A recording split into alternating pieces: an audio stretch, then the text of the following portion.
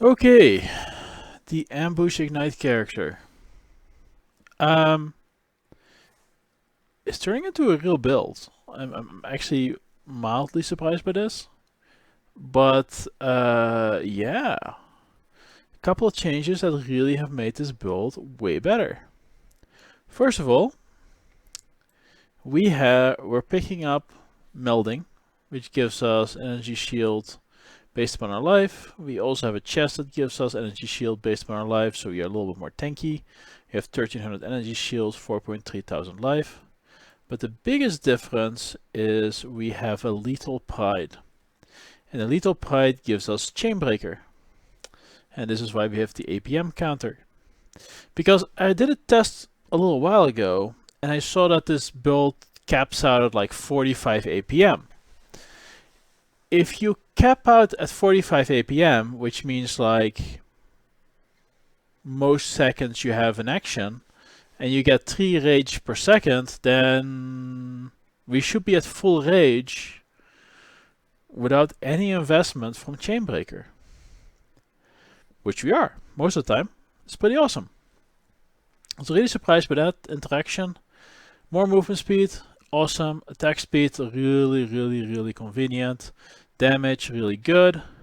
And the other thing is it gives us strength. This particular one is really nice. It gives us 5% strength, intimidate, 20 strength, 20 strength, 20 melee damage, because why not? And then of course all the strength from the small node. So this is solving a lot of our problems quite nicely. We will be rerouting given this. We'll be picking up charisma. And I'm looking at possibly shifting away from the Vessel of Vinctar just because it is a very high investment flask to keep up all the time. And that's a little bit difficult. So, yeah, I've been doing a lot of delving with this character. Let's take a look at what that looks like. Let's go to the charts. I think there was some still good stuff here. Monster level 80, 120 depth, Fizz is lightning. So it's pretty easy for my build to be able to do this, but mainly the thing that we're focusing on is how many actions do we actually perform.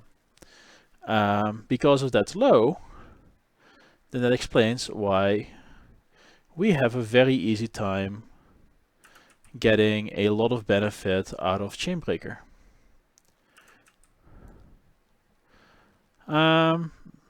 24.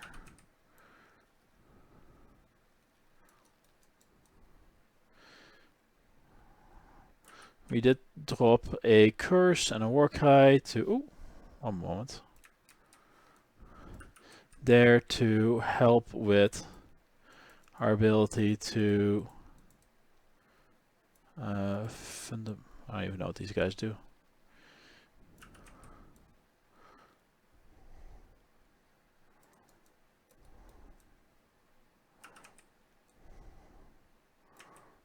Alright, so that's where we got stunned.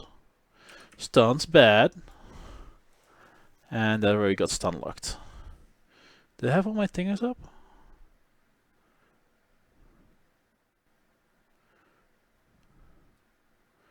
Okay, at that point we were in darkness and I should have popped my flasks. Let's try it again.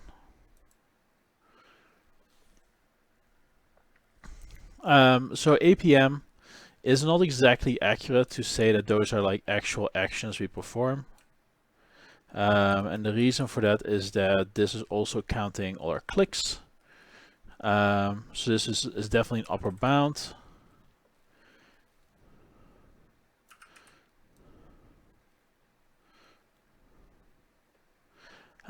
Don't die very often. I think that trying to talk and record, I'm definitely hitting some buttons in the wrong order, which, you know, that's the kind of stuff that gets you killed.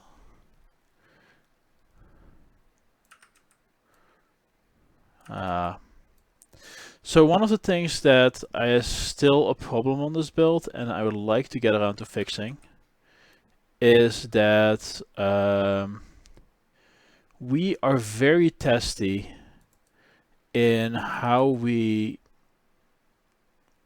have to hit. Right, that first attack after we do our ambush really has to be a good one. If it's not, then we are in trouble. So ideally, we would want to have multiple strikes going off at the same time. Because if that was the case, we would have a very easy time hitting, because we'd be hitting automatically monsters where they're located. We wouldn't have to invest in strike range and all the other garbage that comes normally with strike skills if we did that. We can do this with an anoint. It's not a cheap anoint.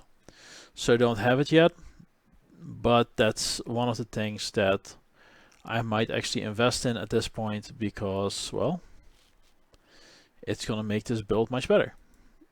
Okay, so a little bit smoother than the first time around. Still using Temporal Rift as a potion. It's actually super nice to use while delving. And we got up to like probably 40 APM. I'll review it when the video goes up and put in the comments as to how high we kept out at. So, gearing. We were able to reroll the debilitation gauntlets, still the same base. It has 102 life now. Still the same Nightwind slippers. The heavy belt, I mean, it's not an amazing belt, right? It has some damage to attack skills, some fire res, some life, some energy shield, but mostly it's just 20% reduced flash charges used, which is only really marginally useful. And the reason for that is that this guy has 127 increased charges used. So that returns this belt plus this flask, puts us at 107 increased flash charges used, most likely. Yeah. So not as effective as it could be with this flask. Also, this flask on occasion will leave us shocked. Right, 17% shock in this particular case, and that is including flask effect and where are you? 59% reduced effect of shock. That's really bad. Right, so you have to do a lot of flash charges gains, we have to do a lot of manipulation, and we do all of that just so we can convert this 64 to 118 physical damage to lightning damage. That's just not that exciting. So one of the things I am looking at is possibly going to Energy Blade. Where are you? Energy Blade. So we'll switch this out. Okay, so this is doing, well, let's turn our flasker on. This is doing 1200 DPS. And now we're doing 1200 DPS. So right now we're at the point of break even. Ooh, that's not true, because the attacks per second is much higher. So we're not quite to the point of break even, but we're probably gonna get there at some point where Energy Blade will just do more damage. Another option is to go two-handed with Energy Blade, right? Because that is 50% more lightning damage. That's pretty good. So that's one of the things I'll be looking at, is to switching to a two-hander, get a cheap 6-link, because I mean the only thing we care about is the sockets. I believe we get to keep the skills and the links, right? I mean, yeah, we get to keep the links. So that should be fine to be able to do that. Rearrange some points, switch things out, no longer have to convert, and have bigger initial hits. Don't have the insane leech, from the vessel of Vinctar, but we also don't have to mitigate the shock. So all in all, it's probably a net win to drop that and switch out our flask for something more practical. Our shield is, well, we had it because of the plus 24 strength mostly. We can make this a better shield at this point. Amulet is still amazing. I probably should use an anoint. This ring is life, recoup, elemental damage to attacks. So that's a 3-stat ring. The prefixes on this thing are amazing. 105 life, and then we have 13% of maximum life as extra maximum energy shield. I did end up buying this for a couple of chaos. And then I 6-socketed it and got a 5 link out of it. The helmet is also something that is possibly upgraded. It's definitely upgradable. It's also a 2-3 prop item. We have a tier 1 life and a tier 2 accuracy. Oh no, we have 2 tier 2 accuracies. So 3 prop. Pretty good. Pretty happy with it. Definitely have some gear upgrade potential coming soon. And yeah, the thing that really is making this a more viable feeling build is this Lethal Pride combined with Chain Breaker. The 25% increased attack speed just feels so nice. And everything else is looking good. So what happens when we cut over? Well, they can probably ditch this flask wheel. Probably ditch this flask wheel. Probably ditch these flask nodes. So that's 1, 2, 3, 4, 5, 6, 7, 8, 9 nodes that are mostly there so we can run the vessel of Vinctar. 9 points. We can pick up Charisma relatively easily. We'll be picking up Void Barrier. And we'll map out from there where we're going. Might go down this path for the 10% evasion and energy shield nodes. There's like one up here as well. I guess this one would be better. Yeah. There's a lot of opportunities. We might even go to Foresight. I don't know. I need to run the numbers and see what ends up being best. Probably at least picking up these 4 nodes just because of the strength. Oh, maybe all 5 because of the strength. Just makes gearing that much easier. Still happy with that shade. Works pretty well on Pathfinder. So a little surprised by how well it works, but damage over time is not nearly as scary as before. And ailment duration is somewhat pointless because whenever we use a flask, we get rid of the ailments. So that works fine. It's a good note. Oh, another thing we changed is we changed something in the link. We now static strike cruelty support. It's 23% more damage with hits, whatever. And then we get a cruelty with a base duration of 4 seconds. And cruelty effect, like when we're clearing, cruelty tends to be like a 40% buff. And that means that we do 40% more damage with damage over time. So that's a pretty good support right now. Against bosses, it's not quite as high, but it's still a decent support because we do end up hitting quite frequently as well. We have Ignite Proliferation for ease of clear.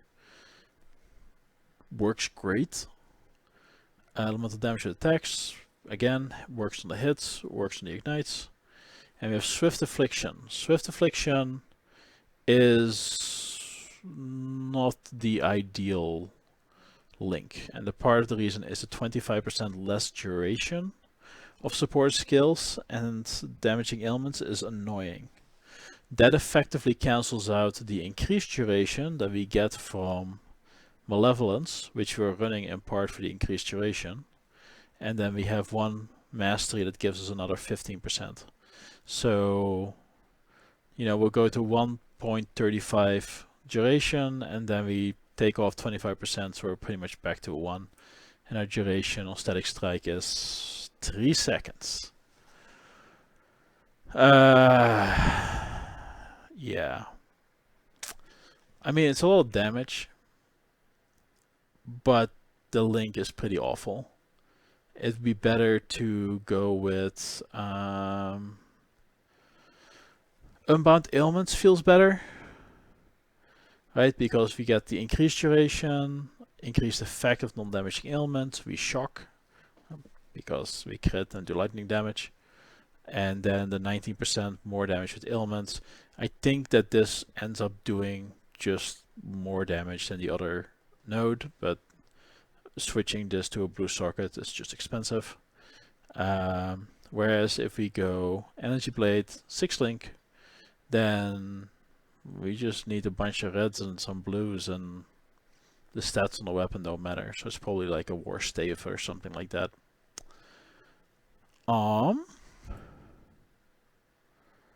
Yeah. Pretty happy with the build. Pretty solid. Movement speed is at a good spot. The rage is amazing.